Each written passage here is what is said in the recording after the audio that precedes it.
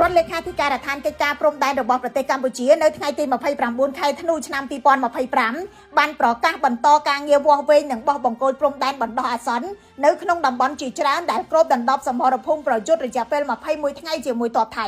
ជាការបញ្ជាក់ថាកម្ពុជាមិនទទួលស្គាល់ខ្សែបន្ទាត់ព្រំដែនណាមួយដែលកែប្រែដោយកម្លាំងយោធានោះឡើយរដ្ឋលេខាធិការដ្ឋានកិច្ចការព្រំដែនបានឲ្យដឹងតាមរយៈសេចក្តីប្រកាសព័ត៌មានថាការវាស់វែងនិងបោះបង្គោលព្រំដែនរវាងប្រទេសថៃនិងកម្ពុជាត្រូវធ្វើឡើងតាមសេចក្តីប្រកាសរួមដែលភាគីទាំងពីរបានឯកភាពគ្នានៅថ្ងៃទី27ខែធ្នូឆ្នាំ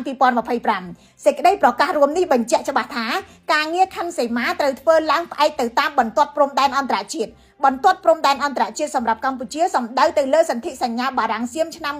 1904និង1907គណៈកម្មការចម្រុះខណ្ឌសីមាព្រំដែនគោក JBC របស់កម្ពុជាបានស្នើកិច្ចប្រជុំបន្ទាន់ជាមួយនឹងភាគីថៃនៅសប្តាហ៍ទី1នៃខែមករាឆ្នាំ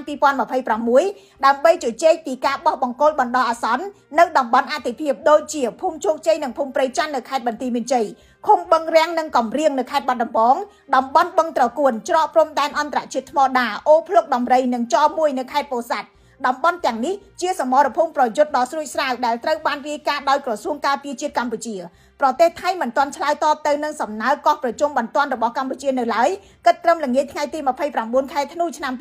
2025លោកមេធាវីសុកសំអឿននិងអ្នកវិភាគកិច្ចការអន្តរជាតិលោកកិនភៀមើលឃើញពីផលលំបាកនៅក្នុងការទាញភាគីថៃឲ្យដើរទៅតាមផ្លូវច្បាប់លោកកិនភៀចោទជាសំណួរថារយៈពេល25ឆ្នាំនៅក្រោមអនុសារណៈនៃការយោគយល់គ្នាឆ្នាំ2000កម្ពុជានិងថៃមិនទាន់អាចបោះបង្គោលព្រំដែនឡើងវិញទាំងស្រុងនៅឡើយតើយើងនឹងត្រូវការពេលប៉ុន្មានឆ្នាំដើម្បីដោះស្រាយបញ្ហាព្រំដែនជាង800គីឡូម៉ែត្រជាមួយនឹងប្រទេសថៃលោកសុកសំអឿននិយាយថារឿងប្រទេសនិងប្រទេសមិនមែនជារឿងតូចតាចងាយដោះស្រាយទេយ៉ាងណាក៏ដោយលោកនាយករដ្ឋមន្ត្រីហ៊ុនម៉ាណែតលើកឡើងថាកម្ពុជានៅតែរក្សាសិទ្ធិដោះស្រាយបញ្ហានេះទៅតាមផ្លូវច្បាប់ខ្ញុំរស់សុធាពី News Today NTTV